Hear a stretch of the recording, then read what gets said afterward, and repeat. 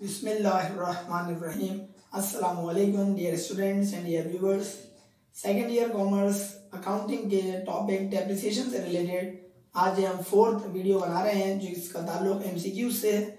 Students, आज से कबल 3 एमसीक्यूज की वीडियोस हम ऑलरेडी इसी चैप्टर की बना चुके हैं, जिसका लिंक आपको हमारे पास डिस्क्रिप्शन में मिल जाएगा।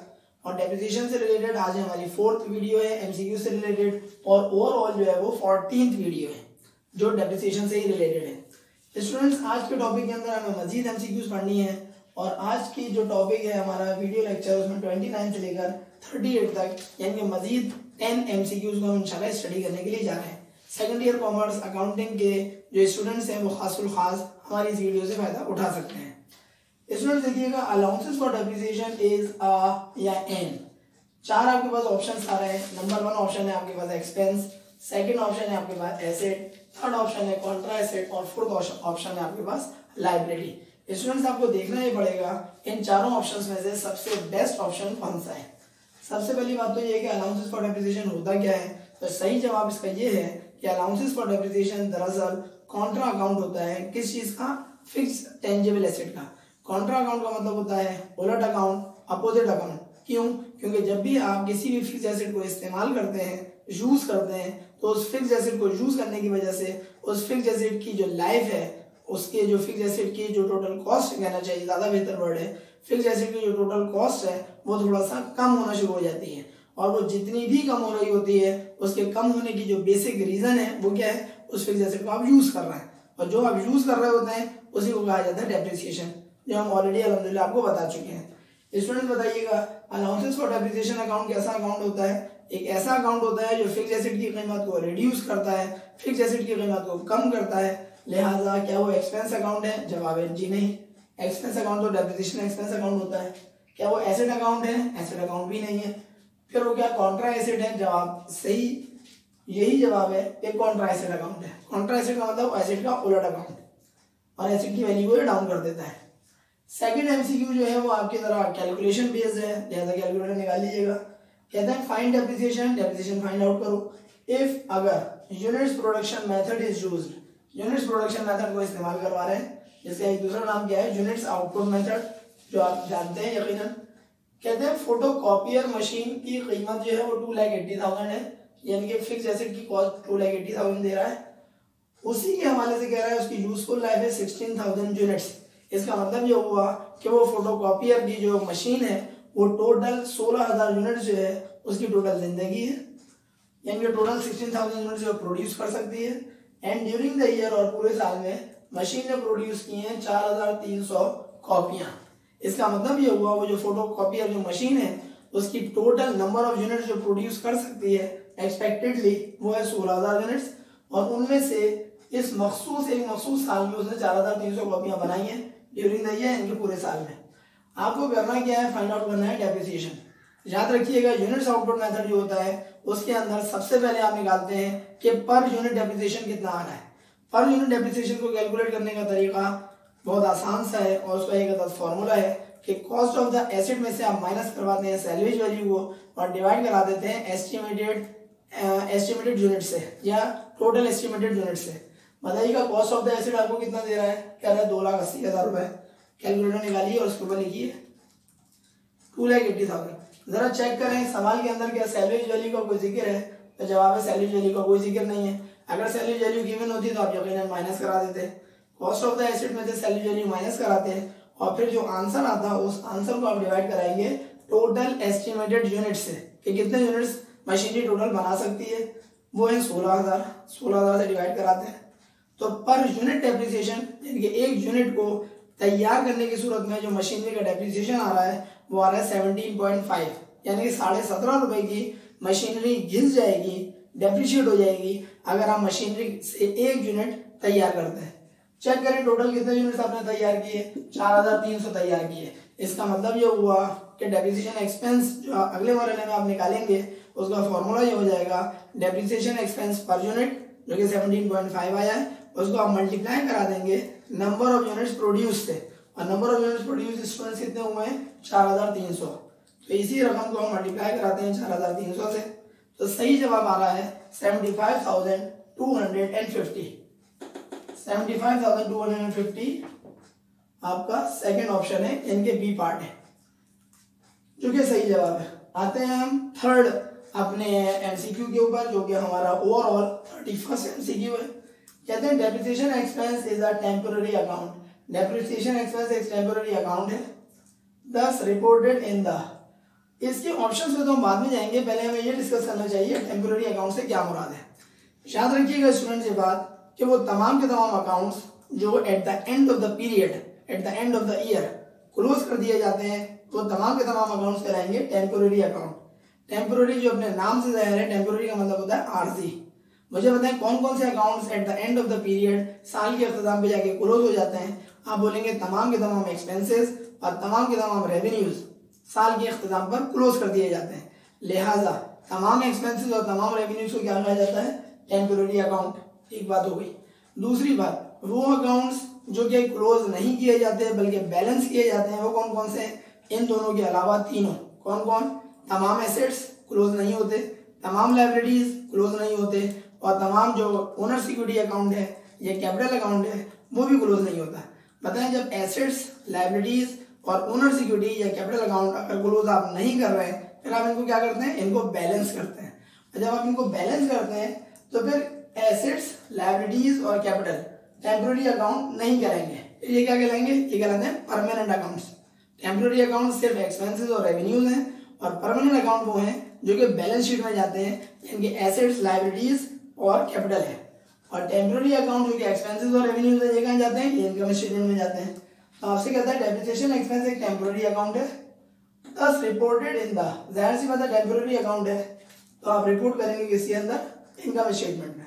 स्टूडेंट्स अगर यहाँ पे लिखा होता कि परमानेंट अकाउंट का कोई जिक्र कर रहा होता, तो परमानेंट अकाउंट जैसे for example allowances for depreciation, allowances for depreciation is a permanent account then reported in the, तो सही जवाब क्या हो जाएगा, अलाउंसेस फॉर डेप्रिसिएशन को आप रिपोर्ट करेंगे बैलेंस शीट में, लेकिन डेप्रिसिएशन एक्सपेंस को रिपोर्ट करेंगे इनकम स्टेटमेंट में।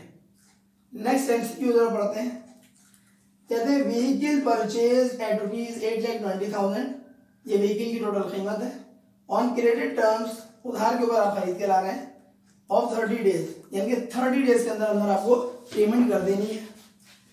फरमाते हैं 4% कैश डिस्काउंट वॉज अवेल्ड। इस जो आप व्हीकल परचेज कर रहे हैं, इस व्हीकल को परचेज करने के ऊपर आपको 4% कैश डिस्काउंट आपने हासिल कर लिया। क्यों हासिल कर लिया, क्योंकि आपने अर्ली पेमेंट कर दी होगी, with in discount period payment कर दी, तो 4% कैश डिस्काउंट भी आपको हासिल हो गया। तो जरा स्टूडेंट से काम करते हैं, एक दफे फिर कैलकुलेटर निकालिएगा, और कैलकुलेटर निकालने के बाद आपको करना ये पड़ेगा कि 8,20,000 मशीनरी की कॉस्ट या व्हीकल की जो कॉस्ट है वो सबसे पहले लिख दीजिए। बताइए इस 8,20,000 के ऊपर आपको डिस्काउंट में हासिल हो रहा है, कैश डिस्काउंट वो 4% है, अवेल कर लिया, इसका मतलब हासिल कर लिया। 4% को आप माइनस करवा दीजिए, तो 4% माइनस करवाने के बाद जो अमाउंट आएगी वो आपके पास आ जाएगी 7,87,200, 4% माइनस कराने के बाद। आगे पढ़ते हैं, एंड इनकर्ड, और आप खर्चा कर रहे हैं 35,000 रुपये इंस्टॉलेशन के ऊपर। बताएं 35,000 रुपये की रकम जो है इंस्टॉलेशन के ऊपर अगर आपने खर्चा किया, ये ऐड होगी या नहीं होगी। अब तक आपको अच्छी तरह से पता चल जाना चाहिए, इतनी सारी वीडियोस हम बना चुके हैं कि इंस्टॉलेशन चार्जेस जो है कैपिटल एक्सपेंडिचर है, ऐड होगा। तो इसी रकम में आप 35,000 रुपये को जमा करवा दीजिए। उसके अलावा चेक करें कोई और खर्चा ऐड होने वाला है, 2,800 ट्रांसपोर्टेशन चार्जेस हैं, रास्ते का किराया, ये भी ऐड हो जाएगा। चेक करिए कोई और खर्चा है, 10,000 रुपये फायर इंश्योरेंस में आपने खर्चा किया, और फायर इंश्योरेंस का खर्चा आपको पता है ऐड नहीं होता, इसलिए क्योंकि ये रेवेन्यू एक्सपेंडिचर है। इन सबको टोटल करवा लीजिए, सही जवाब आ रहा है 8,25,000। चेक करेंगे 8,25,000 रुपये ऑप्शन से मौजूद है, जवाब मौजूद है, जो कि बी ऑप्शन हमारा सही जवाब है। जाते हैं 33rd एमसीक्यू के ऊपर। कहते हैं एक प्लांट है, अब प्लांट यानी कि कोई भी ऐसी जगह जहां पर आप प्रोडक्शन कर रहे होते हैं, अब प्लांट हैविंग यूजफुल लाइफ, उसकी टोटल लाइफ है 10 साल यानी कि 10 years. Purchase on October 1, 2014, plant आपने खरीदा कब है स्टूडेंट्स, 1 अक्टूबर सन 2014 को खरीदा है। कीमत कितनी है, 5,50,000 रुपए यानी कि 5.5 lakh. Expected to be dispose, और आप तवक्को कर रहे हैं कि आप उसको डिस्पोज कर सकते हैं at the end of the period, period के अख्ताम पर यानी कि साल के अख्ताम पर, एट ₹1,20,000। सिंपल वर्ड में अगर आपसे कोई पूछे ये 1,20,000 क्या कहलाएगा? आप बोलेंगे इसको हम सैल्वेज वैल्यू कहते हैं। सामने वाला बोलता है भाई सैल्वेज वैल्यू कैसे बन जाएगी? आप बोलेंगे आप कह रहे हैं, अंदाजा लगा रहे हैं कि इतनी रकम में वो बिक जाएगा जब अपनी यूजफुल लाइफ कंप्लीट कर लेगा। It means that 1,20,000 is actually the salvage value, और you can say in other words scrap value.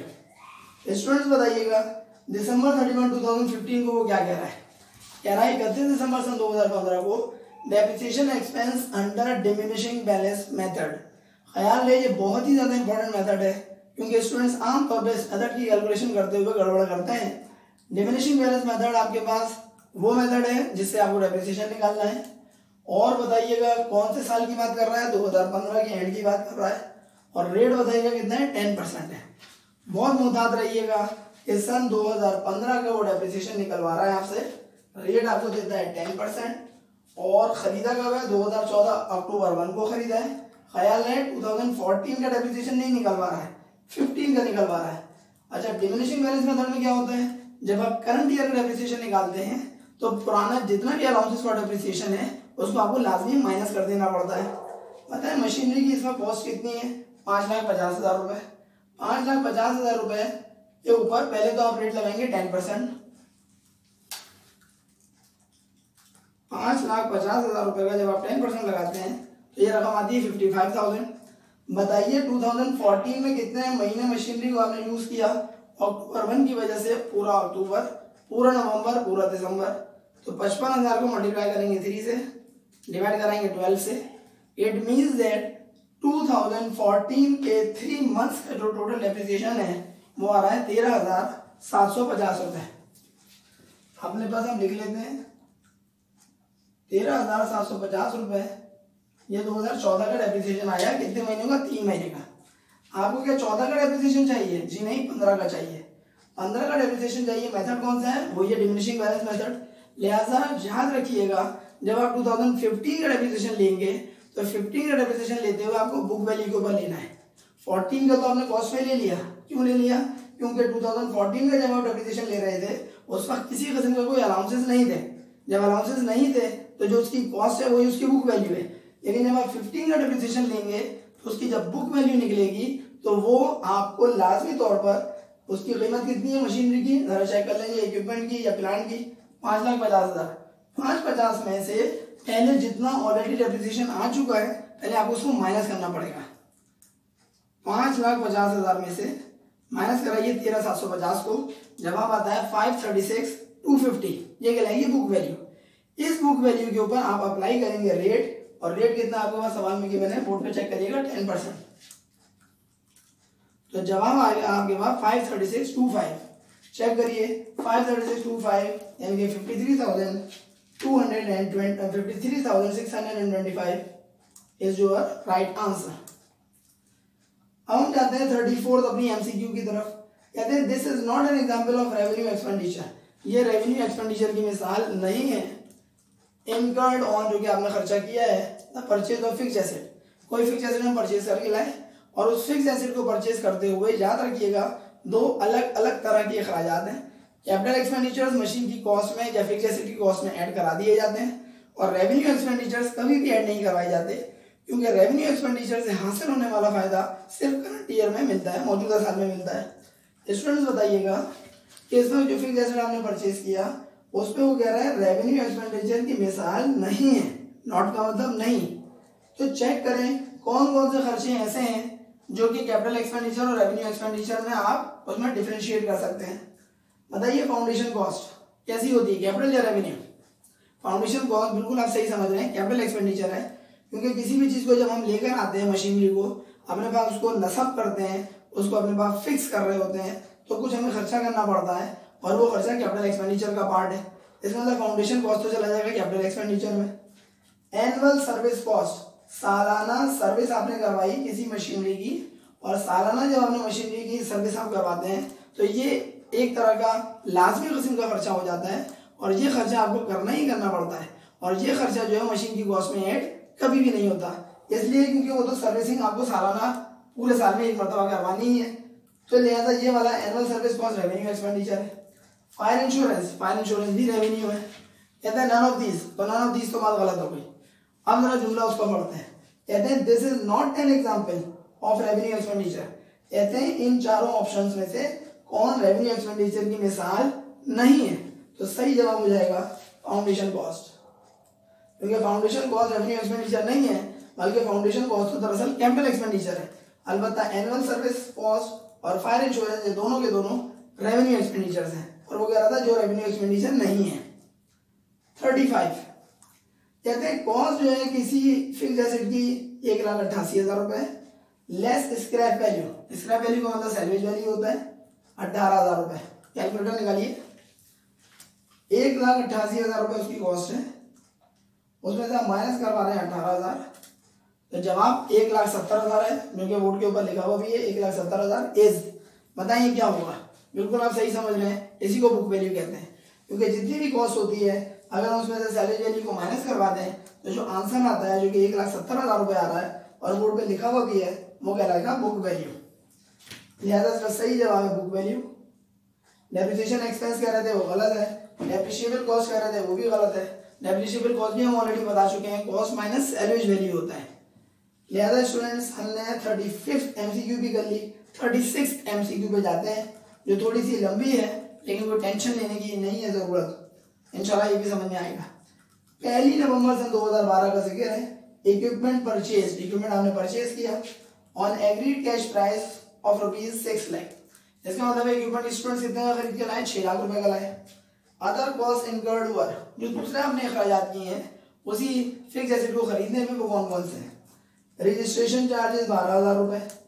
या रजिस्ट्रेशन चार्जेस ऐड होते हैं, बिल्कुल ऐड होते हैं, क्योंकि रजिस्ट्रेशन किसी भी जो एसेट होता है वो करवाना आपके लिए लाजमी होता है। अनलोडिंग चार्जेस, मशीनरी को उतारने के ऊपर जो आपने खर्चा किया ऐड होता है, वो भी ऐड होता है, जो कि 1,000 रुपए। इम्पोर्ट ड्यूटी कहते हैं, इम्पोर्ट ड्यूटी की रकम यहाँ पे लिखी हुई है 1,000 रुपए, और जनाब फायर इंश्योरेंस की रकम लिखी हुई है 18,000 रुपए। इसमें एक काम करते हैं कि जो हमारे पास इम्पोर्ट ड्यूटी है उसको यहाँ पे हम 10,000 रुपये करते हैं, और फिर चेक करेंगे, अगर रकम में कुछ फर्क होगा तो मैं आपको बता दूंगा।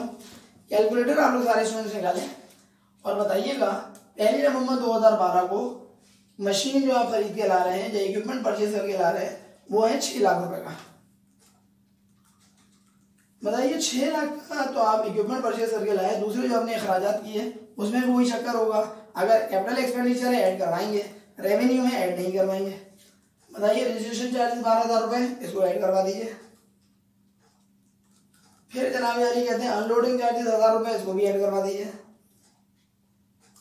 उसके बाद इंपोर्ट ड्यूटी मैंने फिलहाल 10,000 की है, 10,000 पहले चेक कर लेते हैं। इंपोर्ट ड्यूटी 10,000, उसको भी ऐड करवा लीजिए। फायर इंश्योरेंस आपसे कहता है 18,000, फायर इंश्योरेंस ऐड नहीं होता। उसके बाद मुझे बात बताइए कि ये टोटल रकम आ गई आपके पास, मेरे कैलकुलेशन के मुताबिक जो मैंने 10,000 करवाया है 6 लाख और 23,000 रुपए। बताइए कंपनी कह रहे हैं चार्ज करता है स्ट्रेट लाइन रेट, और वो रेट है 12%, यानी कि 12%। तो 12% का मतलब ये होता है कि ये आपके पास फिक्स्ड इंस्टॉलमेंट रेट है, और फिक्स इंस्टॉलमेंट रेट में जो कि स्ट्रेट लाइन से निकाला जाता है, अगर सवाल में सैलरी वैल्यू भी गिवन होती है तो उसको आप माइनस करवा लेंगे, और सैलरी वैल्यू गिवन नहीं होती है तो माइनस नहीं करवाएंगे। तो 6,23,000 रुपए के ऊपर फिलहाल हम 12% अप्लाई करते हैं। ये आता है मेरे पास 74,760। और अब मुझे बात बताइए डेप्रिसिएशन जो मांग रहे हैं एट ईच दिसंबर 31 को डेप्रिसिएशन कैलकुलेट किया जाता है। देन डेप्रिसिएशन फॉर 2012, सन 2012 के लिए डेप्रिसिएशन क्या होगा, और बिल्कुल 74,760 देखें ये आंसर आ रहा है 74,640 रुपए। इसका मतलब 74,640 रुपए सही आंसर है डेप्रिसिएशन का। यहाँ मैंने 0 क्यों बढ़वा लिया था, क्योंकि ये सी बात एमसीक्यू मैंने आपको समझाने से पहले बोर्ड पर मैंने ही दर्ज की है, तो मुझे आइडिया था कि यहाँ पे शायद 1 0 की कमी है। स्टूडेंट्स हमने क्या काम किया, हमने ये काम किया कि डेप्रिसिएशन को कैलकुलेट कर लिया, और डेप्रिसिएशन कौन से साल का मांग रहा है, 2012 का मांग रहा है। स्टूडेंट बताइएगा कि 2012 का अगर डेप्रिसिएशन मांग रहा है तो उसकी सही आंसर आ रहा है 74,760। उसके बाद हम जाते हैं 37th एमसीक्यू पर, बहुत आसान सी एमसीक्यू है। कहते हैं balance sheet shows, balance sheet जाहिर करती है, क्या चीज जाहिर कर रही है, बैलेंस शीट जाहिर कर रही है कि जनाब यानी written down value of asset, पहला ऑप्शन। दूसरा ऑप्शन है एक्यूमुलेटेड डेप्रिसिएशन। तीसरा हिस्टोरिकल कॉस्ट ऑफ एसेट। चौथा ऑल ऑफ दीज। पहली बात तो ये बताइए कि जब हम बैलेंस शीट बनाते हैं तो बैलेंस शीट जब हम बनाते हैं उस वक्त कोई सा भी फिक्स एसेट है उसकी वैल्यू जाती है या नहीं जाती, आप बोलेंगे जाती है। और उसी फिक्स एसेट का जो अलाउंसेस फॉर डेप्रिसिएशन है या जो एक्यूमुलेटेड डेप्रिसिएशन है वो जाता है या नहीं जाता है, वो भी जाता है। अब इन दोनों बातों को दिमाग में रखते हुए आंसर पे हम गौर करते हैं। बताइए, कहते हैं balance sheet shows, balance sheet जाहिर करती है रिटन डाउन वैल्यू यानी कि book value of asset, asset की बुक वैल्यू को जाहिर करती है। जवाब है बिल्कुल सही है, क्योंकि जो बुक वैल्यू होती है वो हमें बैलेंस शीट में पता चल जाती है। कॉस्ट में से हम माइनस कराते हैं इस चीज को, एक्यूमुलेटेड डेप्रिसिएशन को, तो बुक वैल्यू आती है, तो बुक वैल्यू तो नजर आती है बैलेंस शीट में। सेकंड में कहते हैं एक्यूमुलेटेड डेप्रिसिएशन नजर आता है, तो जाहिर सी बात है एक्यूमुलेटेड डेप्रिसिएशन भी नजर आता है, क्योंकि कॉस्ट में से एक्यूमुलेटेड डेप्रिसिएशन को हम माइनस करते हैं। तीसरा ऑप्शन देखिएगा, कहते हैं historical cost of asset, asset की हिस्टोरिकल कॉस्ट नजर आती है, तो वो भी सही जवाब है। इसलिए क्योंकि जो फिक्स एसेट की कॉस्ट आप लिखते हैं सबसे पहली वाली लाइन में, वो कॉस्ट जो है हमेशा हिस्टोरिकल कॉस्ट ही होती है। हिस्टोरिकल कॉस्ट से मुराद वो कॉस्ट होती है जिस कीमत पर फिक्स एसेट आपने परचेज किया था, लिहाजा हिस्टोरिकल कॉस्ट भी होती है। चौथा ऑप्शन जो हमारे पास कह रहे हैं ऑल ऑफ दीज, तो जाहिर सी बात है ए भी सही है, बी भी सही है, सी भी सही है, लिहाजा इसका सही ऑप्शन हो जाएगा ऑल ऑफ दीज। यानी चारों आपके पास या पिछले तीनों ऑप्शन बिल्कुल दुरुस्त है, लिहाजा हम डी पर टिक लगाएंगे ऑल ऑफ दीज पर। आज के हमारे इस वीडियो लेक्चर की last MCQ, depreciation expense reduces, depreciation expense कम कर देता है। क्या कम कर देता है? इक्विटी को कम करता है, नेट इनकम को। तीसरा ऑप्शन कम करता है जनाब फिक्स एसेट की वैल्यू को। और चौथा ऑप्शन ऑल ऑफ दीज। और से समझिएगा और गौर से इसको समझने की कोशिश करिएगा। बताए कोई सा भी एक्सपेंस हो, डेप्रिसिएशन से ताल्लुक नहीं है, कोई सा भी एक्सपेंस हो, एक्सपेंस जब रिकॉर्ड होता है तो एक्सपेंस रिकॉर्ड होने की वजह से उस ऑर्गेनाइजेशन की नेट इनकम कम होती है या नहीं कम होती है? जवाब है बिल्कुल कम होती है। इसलिए क्योंकि ऑर्गेनाइजेशन के एक्सपेंसेस जितने ज्यादा होते चले जाएंगे उस ऑर्गेनाइजेशन की इनकम उतनी कम होती चली जाएगी।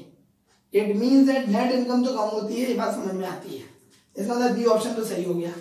जाते हैं जरा सी ऑप्शन की तरफ, कहते हैं फिक्स एसेट की वैल्यू भी कम हो जाती है, तो जवाब है ये बात भी सही है। कैसे? क्योंकि अभी थोड़ी देर पहले हमने डिस्कस किया कि जितनी भी फिक्स एसेट होती है उसकी वैल्यू को कम कर देता है डेप्रिसिएशन की अमाउंट, लिहाजा फिक्स एसेट की जो वैल्यू है वो भी जनाब रिड्यूस हो जाती है। It means that C option भी सही है। ए पे भी बात कर लेते हैं, क्या इक्विटी भी कम हो जाती है? जवाब है इक्विटी भी कम हो जाती है। पता है वो कैसे? आपके ऑर्गेनाइजेशन के एक्सपेंसेस जितने ज्यादा होंगे उतना ही ज्यादा आपकी ऑर्गेनाइजेशन की इनकम क्या हो जाएगी? कम हो जाएगी। बताएं इनकम के ऊपर हक किसका होता है? ओनर का होता है। जब ऑर्गेनाइजेशन के एक्सपेंसेस ज्यादा, उसी ऑर्गेनाइजेशन की इनकम कम, अगर इनकम कम तो कैपिटल यानी कि ओनर्स इक्विटी वो भी कम। इट मीन्स दैट कि हमें ये बात पता चली कि उसी ऑर्गेनाइजेशन की जो इक्विटी है, जो मालिक का हक है, ओनर्स इक्विटी जिसको कहा जाए, वो भी दरअसल क्या रिड्यूस हो जाती है? जवाब जी हाँ, वो भी रिड्यूस हो जाती है। ए भी सही है, बी भी सही है और सी भी सही है, लिहाजा आपको आंसर देना पड़ेगा ऑल ऑफ दीज। स्टूडेंट्स, इस तरीके से आज हमने डेप्रिसिएशन से रिलेटेड मजीद 10 एमसीक्यूज की वीडियो अपलोड आपके सामने कर दी है। हर एमसीक्यू को हम अल्हम्दुलिल्लाह आपको तफसील से समझाते चले जा रहे हैं, ताकि ये नहीं हो कि हम खाली बोलते हैं इसमें ए है, उसमें बी है और उसमें डी है, बल्कि हम आपको समझा भी रहे हैं ताकि आपको कहीं से भी ये कमी महसूस ना हो कि आप फिजिकल क्लास अटेंड नहीं कर रहे हैं। ऐसा लगे कि आप फिजिकल क्लास अटेंड कर रहे हैं तमाम तर तफसीलात के साथ, जो हम आपको समझाने की कोशिश कर रहे हैं। अगर आपको हमारी वीडियो पसंद आए, लाजमी तौर पर अपने फ्रेंड्स में इसको जरूर शेयर करवाइएगा।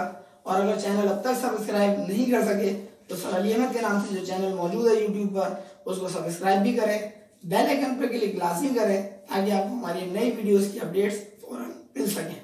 अगली वीडियो लेक्चर तक के लिए अपने टीचर सर अली अहमद को इजाजत दीजिए। अपना बहुत ख्याल रखिएगा। अस्सलाम वालेकुम।